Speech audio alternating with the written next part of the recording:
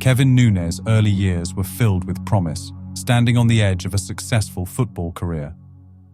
Born in Wolverhampton, Nunes displayed natural talent on the pitch and caught the attention of major clubs, even earning a spot in the youth program of Tottenham Hotspur. His time with the club offered a glimpse of a brighter future, one that could have taken him far from the streets. However, by his teenage years, Nunes found himself drawn into a different world, a world far removed from the football field, the violent and lucrative world of the drug trade. Living in Wolverhampton, where gang-related activities were on the rise, Kevin became involved with the local criminal underworld. Though the specifics of his entry into drug dealing aren't fully verified, by his late teens, Nunes was already known to police as a small-time drug dealer. The allure of fast money, power, and the respect that came with the gangster lifestyle overshadowed his football dreams, and soon he was entrenched in a dangerous life. His associations with known figures in the local drug scene became central to his day-to-day activities. By 2002, Kevin's connections in the drug trade grew, and his rise in criminal circles was notable, but it also put him in the crosshairs of rivals. Staffordshire and Wolverhampton were hotbeds of gang activity, and his involvement in drug trafficking placed him in the middle of violent disputes over territory and money. His football career now seemed like a distant memory, lost to the fast life of drug dealing and the dangers that came with it. Kevin's rise in the drug world was rapid but riddled with risks, setting the stage for the violent events that would follow. The streets had claimed his future, and the once promising footballer had become another player in a dangerous game.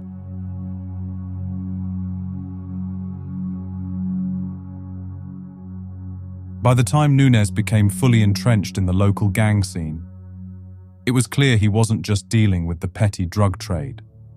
He had become part of a larger, more dangerous network dominated by rival gangs.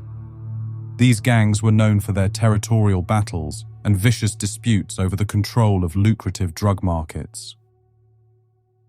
Nunes, a young man who had once been linked to Tottenham Hotspur, was now fully involved in the illegal drug scene. His operations took place in Whitmore Rians, a rough area of Wolverhampton known for its heavy gang activity. This district, along with parts of Heathtown, became hotspots for drug-related violence, with rival gangs jostling for control over the supply of cocaine and heroin. At the time of his rise, some of the most feared criminal organizations in the Midlands, such as the Burger Bar Boys from nearby Birmingham, were expanding their influence. Wolverhampton was becoming an increasingly dangerous battleground, and anyone involved in the drug trade had to be ready to defend their turf. Kevin Nunes was no exception. Tensions were high, and Kevin's growing influence in the local drug trade brought him into conflict with rival mobs. The gangs were ruthless, using violence to eliminate threats, and by pushing his operations deeper into these territories, had made himself a target. His ties to these gangs and his involvement in cutting into their £40,000 a week drug runs from Wolverhampton to places like Aberdeen created friction. By late 2002, the tension had reached its peak. Kevin's rising profile made him both valuable and vulnerable. His dangerous liaisons with rival gang leaders and the increasing threats from those wanting to control the streets meant that his days were numbered.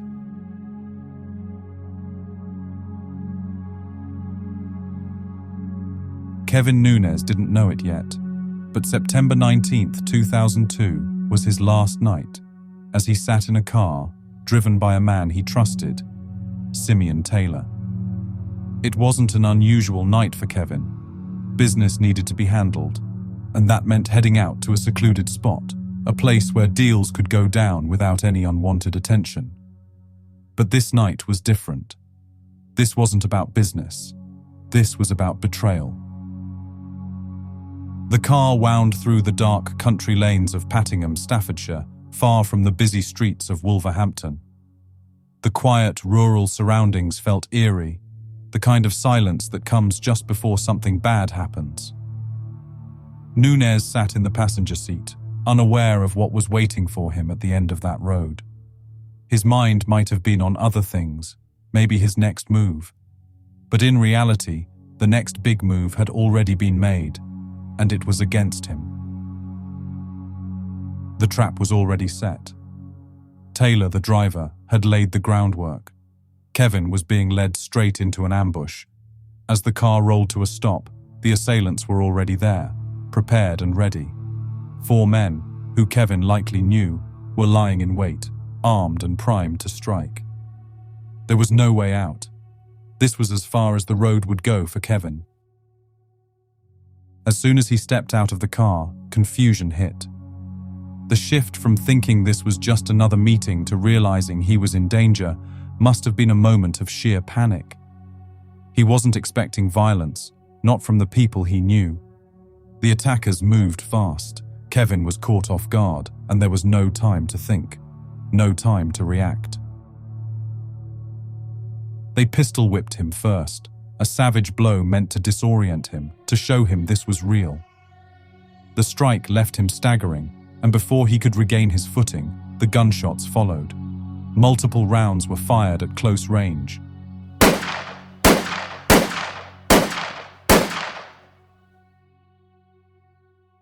This was an execution, plain and simple. A message being sent to anyone else who thought they could make moves in Wolverhampton's drug trade without facing the consequences. Kevin crumpled to the ground. The men stood over him, making sure the job was done. Panic and confusion filled the air, but not for the killers. For them, this was business. Quick, brutal, and final. Kevin Nunes was no longer a problem. His body was left there, in the middle of nowhere. A bloody reminder of what happens when you cross the wrong people in the wrong game.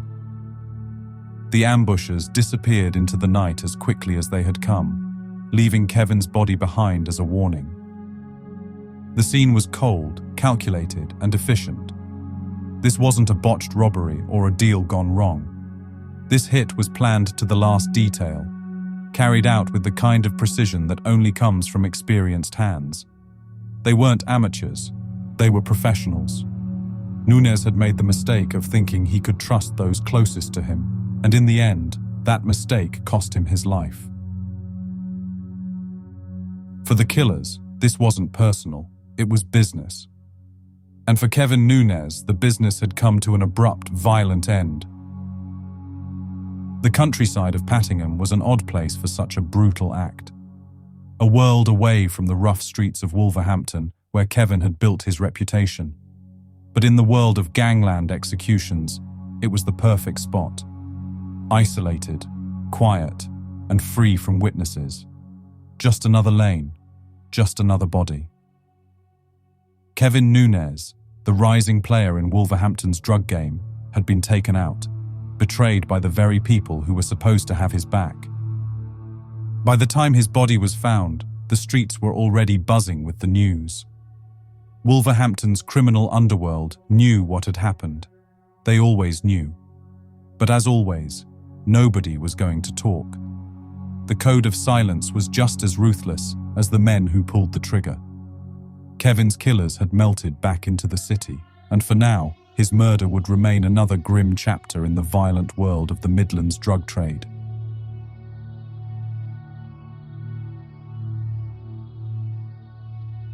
Kevin Nunes' murder draws clear parallels to the infamous Essex Boys case. In that case, the trio was lured to a secluded farmhouse in Rettendon, Essex, on December 6th, in 1995. Much like Kevin's last ride with Simeon Taylor, the men trusted their driver. Both Nunes and the Essex Boys were ambushed by people they knew. In both cases, the drivers who facilitated the setups, Simeon Taylor in Nunes' case and Darren Nichols in the Essex Boys case, would later cooperate with the police. Taylor, on witness protection, was a key witness during the trial that convicted 5 men for Nunes' murder. while Nichols, in exchange for witness protection, testified against Jack Holmes and Michael Steele, leading to their conviction for the Essex Boys murders. The striking similarities between the two cases lie in the cold betrayal by trusted associates, being driven to a remote countryside location, the ambush by familiar assailants, and the drivers turning police informants after the killings. Both cases underscore the unforgiving nature of gangland life, where loyalty is easily betrayed for survival, and the only guarantee is that someone will eventually turn against you.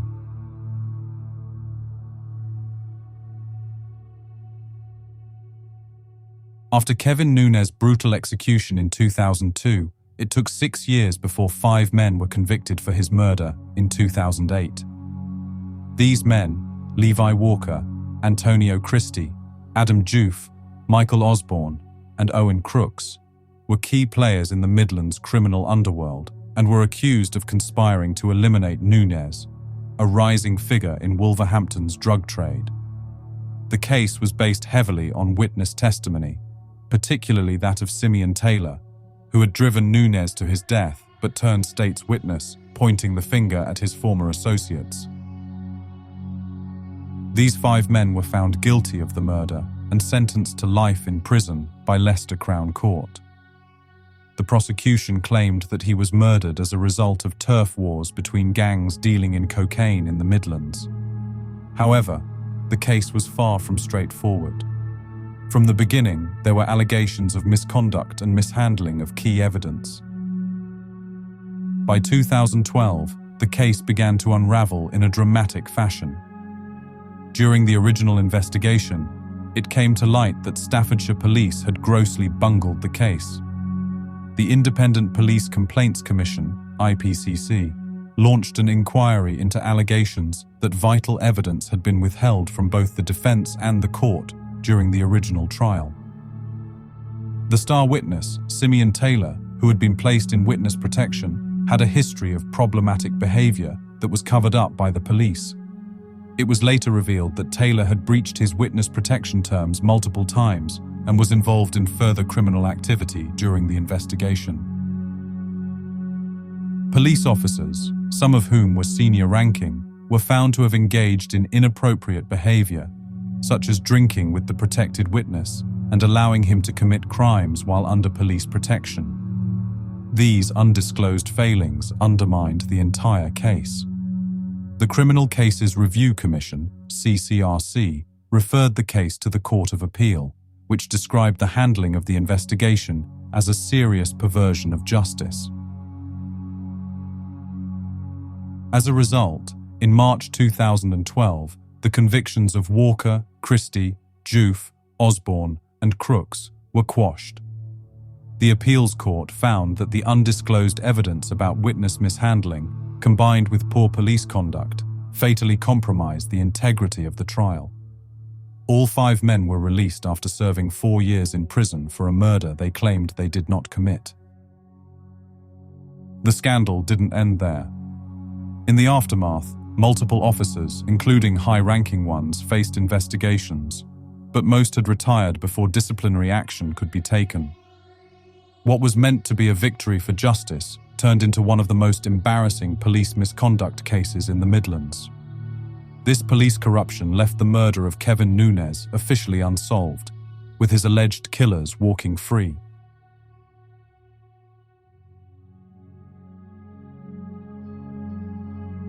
Kevin Nunes' death wasn't an isolated act of violence. It was a reflection of the wider chaos brewing in the region's underworld. The gangs in Wolverhampton, fueled by the growing crack cocaine market, had become deeply entrenched in a violent turf war that extended far beyond the city.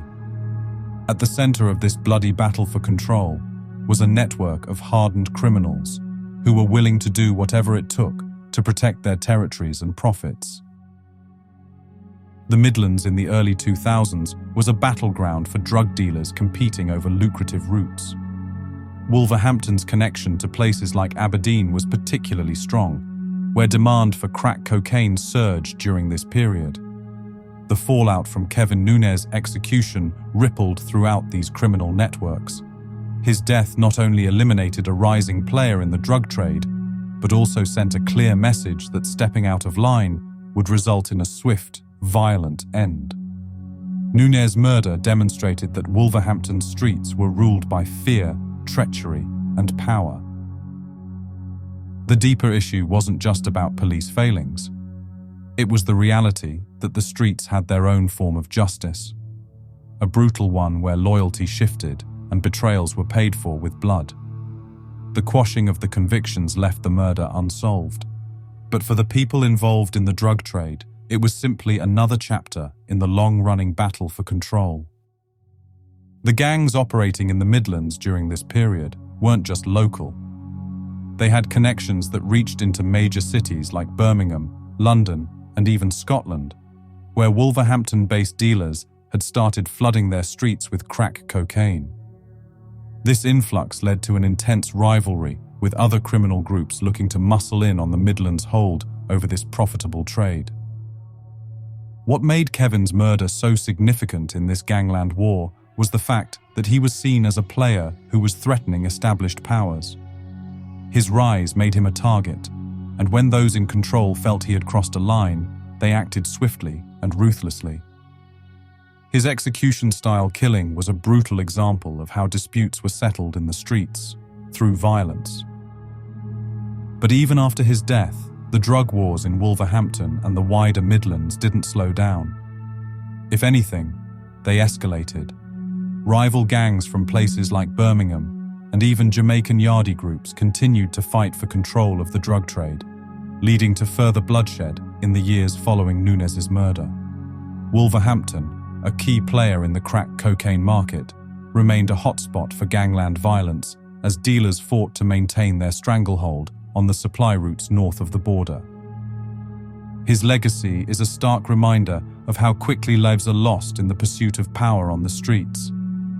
His murder was a symbol of the brutality that governed Wolverhampton's drug trade, a system where those who trust the wrong people or make a mistake pay with their lives.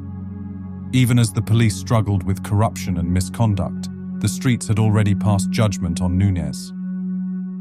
In the end, he became another statistic, another name added to the long list of those who had fallen victim to the dangerous game of gangland survival.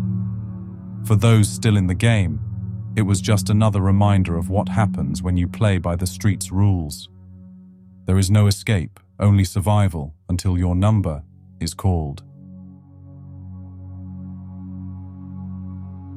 For more raw and real crime stories, hit the like button and subscribe. Until the next episode, stay alert and stay safe.